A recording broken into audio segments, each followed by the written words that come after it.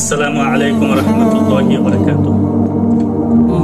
প্রিয় বন্ধুগণ, আল্লাহ পাক রব্বুল আলামিন বলেন, ওয়ামাই ইয়াত্তাকিল্লাহা ইয়াজআল লাহু মাখরাজা ওয়া ইয়ারযুকুহু মিন হাইসু লা ইয়াহতাসিব ওয়া মান ইয়াতাওয়াক্কাল আলাল্লাহি ফাহুয়া হাসবুহু। প্রিয় বন্ধুগণ, আল্লাহ পাক রব্বুল আলামিন বলেন, যারা আল্লাহকে ভয় করে আল্লাহ তাদের জন্য সব সংকট থেকে বের হওয়ার পথ তৈরি করে দেন। আল্লাহ তাদের রিজিক দেন এমন উৎস থেকে যা তারা কখনো কল্পনা করে না। যে ব্যক্তি আল্লাহর উপর ভরসা রাখে আল্লাহই তার জন্য যথেষ্ট। জীবনে যখন মনে হয় সব পথ বন্ধ, যখন মনে হয় কোনো দিকে আলো নেই,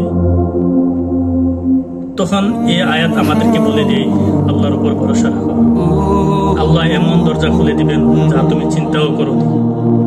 তাই হতাশ হইও না, তাকওয়া অবলম্বন করো, ভরসা করো আল্লাহর উপর, কারণ আল্লাহ কাউকে কখনো একা ছেড়ে দেন না। আল্লাহ তাআলা আমাদেরকে বোঝার তৌফিক দান করুক। আসসালামু আলাইকুম।